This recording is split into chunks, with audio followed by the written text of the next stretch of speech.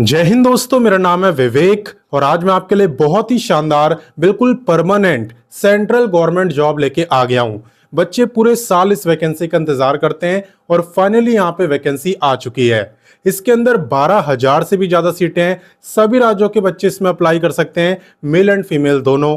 Post भी यहाँ पे बहुत शानदार होती है, काफी बड़ी बड़ी पोस्ट होती है जिसके अंदर आपको पावर भी मिलती है और आपका पे भी काफी अच्छा होता है। इतना ही नहीं, यहाँ पे ना तो जॉब लोकेशन की दिक्कत होती है और ना ही एग्जाम सेंटर की।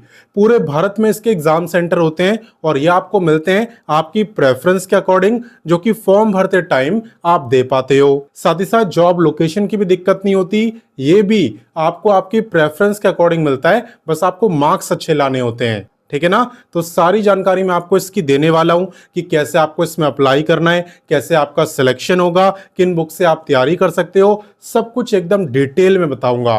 तो देखो, ये जो सेंट्रल गवर्नमेंट जॉब है ये निकाली है एसएससी ने, यानी स्टाफ सिलेक्शन कमीशन ने, और इस वैकेंसी का नाम है एसएससी सीजीएल रिक्रूटमेंट 2026। ठीक है ना। नाम आपने सुना भी होगा, काफी फेमस है। इसके अलावा बात करें यहाँ पे इंपॉर्टेंट डेट्स की, तो यहाँ पे इसका नोटिफिकेशन वगैरह सब कुछ आ चुका है, आवेदन की शुरुआत हो चुकी है। यहाँ पे जो फॉर्म है ये भरे जा रहे हैं 21 मई से, एंड अप्लाई करने की जो लास्ट डेट रखी गई है वो है 22 जून, यानी पूरे एक महीने का टाइम आपको दिया है। आप आराम से फॉर्म को भर सकते हो, मैं आपको सिखाने भी वाला हूं।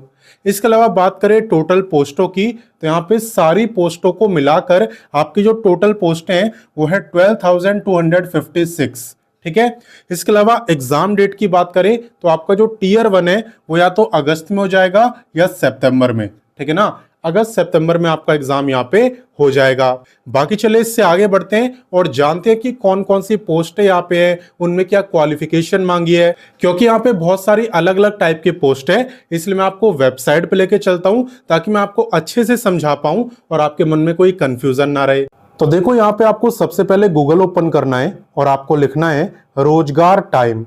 रोजगार टाइम लिख के आप सर्च करना। जैसे आप सर्च करोगे रोजगार टाइम, सबसे ऊपर आपको ये वेबसाइट दिखेगी एंड इसी पे आपको क्लिक करना है। तो एक मिनट में मैं आपको रोजगार टाइम वेबसाइट चलाना सिखा दे रहा हूं, उसके बाद हम एसएससी सीजीएल की वैकेंसी देखेंगे। देखो, यहाँ पे आपको कोई भी लेटेस्ट वैकेंसी जाननी हो बहुत आसानी से जान सकते हो। आपको बस लेटेस्ट जॉब पे क्लिक करना है, फिर जितनी भी लेटेस्ट गवर्नमेंट जॉब आई हुई है सारी की सारी आपको दिख जाएगी।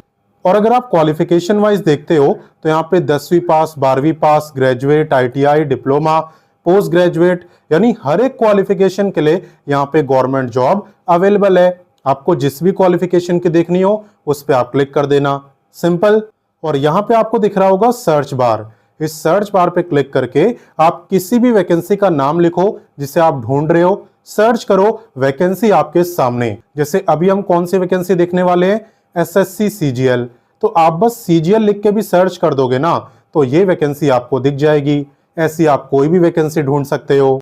वैसे सर्च करने की जरूरत आपको पड़ेगी नहीं, आप होम पेज में थोड़ा सा नीचे आना, आपको एसएससी सीजीएल की वैकेंसी दिख जाएगी और बाकी जितना नीचे जाओगे उतनी अलग अलग लेटेस्ट वैकेंसी आपको दिखती जाएगी।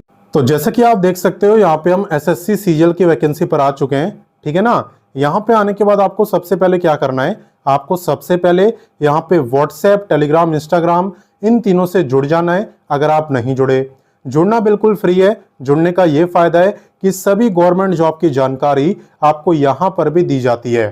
तो अगर आप जुड़ जाओगे तो कोई वैकेंसी आपसे मिस नहीं होगी, इसलिए काफी बच्चे जुड़े हुए हैं, आप भी जुड़ सकते हो। बाकी चलिए अब बात करते हैं एलिजिबिलिटी की, यानी क्वालिफिकेशन की। तो डिपेंड करती है पोस्ट पे। देखो, जैसे कि यहाँ पे अगर आप जूनियर स्टैटिस्टिकल ऑफिसर बनना चाहते हो, यानी कि जेएसओ, तो ये जरूरी है कि आप ग्रेजुएट हो। ग्रेजुएट के साथ साथ 12वीं में आपने मैथ पढ़ी होनी चाहिए और कम से कम 60% मार्क्स मैथ में होने चाहिए। क्लियर। इसके अलावा अगर आपने ग्रेजुएशन में स्टैटिस्टिक्स सब्जेक्ट पढ़ा है तो फिर यहाँ पे मैथ की जरूरत नहीं है, आप अप्लाई कर पाओगे। ठीक है। नेक्स्ट पोस्ट बात करते हैं, ये है स्टैटिस्टिकल इन्वेस्टिगेटर ग्रेड 2 की पोस्ट। यहाँ पे भी आपसे ग्रेजुएशन तो मांगा ही है, ठीक है, लेकिन साथ ही साथ आपने यहाँ पे स्टैटिस्टिक्स सब्जेक्ट पढ़ा होना चाहिए अपने पूरे 3 साल के ग्रेजुएशन में, या फिर कह लो 6 सेमेस्टर, एक ही बात है। नेक्स्ट बात करते हैं एएओ, जो कि काफी बड़ी पोस्ट है, यानी असिस्टेंट ऑडिट ऑफिसर की पोस्ट। अगर आप ग्रेजुएट हो तो आप इसमें अप्लाई कर सकते हो, बल्कि अगर आपने CA, CMA, CS, MBA finance, MCOM ऐसा कोई कोर्स करा हुआ है, ऐसी कोई डिग्री है आपके पास, तो यहाँ पे आपको प्रेफरेंस भी मिलेगी। बाकी चलिए नेक्स्ट बात करते हैं असिस्टेंट अकाउंट्स ऑफिसर की स्टेट कैडर की। देखो यहाँ पे आप ग्रेजुएट होनी चाहिए, इसके अलावा जिस भी स्टेट के लिए आप अप्लाई कर रहे हो वहां की जो रीजनल लैंग्वेज है, जो ऑफिशियल लैंग्वेज है, वो आपको आनी चाहिए। और बाकी एक बात मैं आपको पहले ही बता दे रहा हूं कि यहाँ पे जो फाइनल ईयर वाले कैंडिडेट हैं, जो अभी फाइनल ईयर में है ना, वो भी यहाँ पे अप्लाई कर सकते हैं, आप भी एलिजिबल हो, ठीक है ना। तो ये मत सोचना अप्लाई नहीं कर सकते, फाइनल ईयर वाले यहाँ पे अप्लाई कर सकते हैं। नेक्स्ट पोस्ट की बात करते हैं जिसका नाम है असिस्टेंट ऑडिट ऑफिसर। यहाँ पे भी ग्रेजुएशन आपसे मांगा गया है, ठीक है। साथ ही साथ जिस स्टेट के लिए अप्लाई कर रहे हो वहां की लैंग्वेज आपको आनी चाहिए। इसके बाद बात करते हैं असिस्टेंट सेक्शन ऑफिसर यानी ASO की। तो यहाँ पे भी आप ग्रेजुएट होनी चाहिए, बाकी किसी भी स्ट्रीम से आप ग्रेजुएट हो कोई प्रॉब्लम नहीं है, आप अप्लाई कर पाओगे। नेक्स्ट है आपकी सबसे फेमस इनकम टैक्स इंस्पेक्टर या फिर कह लो इंस्पेक्टर ऑफ इनकम टैक्स। इसमें भी यहाँ पे कोई भी ग्रेजुएट अप्लाई कर सकता है, यहाँ तक कि फाइनल ईयर वाले भी। इसके अलावा आपकी पोस्ट है असिस्टेंट एनफोर्समेंट ऑफिसर। तो आप देख रहे हो ना कितनी शानदार पोस्ट यहाँ पे रहने वाली है। इसमें भी यहाँ पे ग्रेजुएट और फाइनल ईयर वाले अप्लाई कर पाएंगे। इसके बाद है आपकी सब इंस्पेक्टर, ये आपके डिपार्टमेंट है CBI, NIA, नार्कोटिक्स, ठीक है। इसमें भी आप ग्रेजुएट होने पर अप्लाई कर पाओगे, लेकिन यहाँ पे फिजिकल स्टैंडर्ड भी देखे जाते हैं क्योंकि सब इंस्पेक्टर की पोस्ट है। क्लियर। इसके अलावा बात करें ऑडिटर कह लो, अकाउंटेंट कह लो, जूनियर अकाउंटेंट कह लो, एक ही बात है यहाँ पे। अगर आप ग्रेजुएट हो तो अप्लाई कर सकते हो। नेक्स्ट है आपकी टैक्स असिस्टेंट की, जिसमें भी कोई भी ग्रेजुएट अप्लाई कर सकता है, फाइनल ईयर वाले भी, लेकिन जो बेसिक कंप्यूटर है ना उसकी नॉलेज आपको होनी चाहिए। इसके अलावा आपकी पोस्टल असिस्टेंट, सॉर्टिंग असिस्टेंट की पोस्ट है, इसमें भी कोई भी ग्रेजुएट अप्लाई कर सकता है, फाइनल ईयर वाले भी कर सकते हैं। एंड इसके बाद है आपकी सीनियर सेक्रेटरीट असिस्टेंट या कह लो अपर डिवीजन क्लर्क। यहाँ पे भी कोई भी ग्रेजुएट किसी भी स्ट्रीम का अप्लाई कर सकता है, कोई दिक्कत नहीं है, ठीक है। अब नेक्स्ट बात करते हैं सैलरी डिटेल की। तो ये डिपेंड करती है पोस्ट के ऊपर। जैसे कि यहाँ पे आप देख सकते हो, ये जितनी भी पोस्टें हैं मैं आपको दिखाता हूँ, आप देखो ये जितनी भी पोस्टें हैं ना, इनमें आपका जो पे है वो है एज पर लेवल 7। लेवल 7 का मतलब होता है कि आपका इनिशियल पे ये होता है और लास्ट ये होता है। हम इनिशियल की बात करेंगे तो ये आपका सिर्फ बेसिक पे होता है, इसके बाद आपको HRA, DA जितनी भी अलाउंसेस मिलते हैं वो सब आपके इसमें ऐड होते हैं। तो कुल मिला के 90 के आसपास पे आपका हो जाएगा, जो कि बहुत अच्छा है, कम नहीं है, ठीक है। इसके अलावा यहाँ पे लेवल 6 का भी रहता है, आप देख सकते हो। लेवल 6 का मतलब है कि 35,400 आपका बेसिक होता है, और जब इसमें अलाउंसेस वगैरह मिलते हैं तो 70 के आसपास पे आपका होता है, ठीक है। कौन कौन सी पोस्ट इसमें आती है आप यहाँ पे देख ही सकते हो। इसके अलावा लेवल 5 की भी पोस्टें हैं यहाँ पे, देखो लेवल 5 का मतलब होता है बेसिक पे ये, और अलाउंसेस वगैरह मिलाने के बाद लगभग 60 के आसपास। और पोस्टें कौन कौन सी आती हैं इसमें आप यहाँ पे देख सकते हो। इसके अलावा लेवल 4 भी है। लेवल 4 में 25,500 आपका बेसिक पे होता है, और अलाउंसेस वगैरह मिलाने के बाद 48 के आसपास पे आपका रहता है। और इसमें कौन कौन सी पोस्टें आती है आप यहाँ पे देख सकते हो। क्लियर। इसके अलावा एडिशनल बेनिफिट जो मैं आपको बता रहा था, जैसे कि यहाँ पे आपको डियरनेस अलाउंस मिलता है, HRA मिलता है, TA मिलता है, मेडिकल फैसिलिटी मिलती है, pension and retirement benefits, job security रहती है, प्रमोशंस होते रहते हैं, गवर्नमेंट अकोमोडेशन तक आपको मिलता है कुछ डिपार्टमेंट के अंदर। हालांकि उस केस में HRA आपको नहीं मिलता, ठीक है ना। तो काफ़ी अच्छी सेंट्रल गवर्नमेंट जॉब है, एलिजिबल हो तो फ़ायदा जरूर उठाना। इसके अलावा नेक्स्ट बात करते हैं एज की।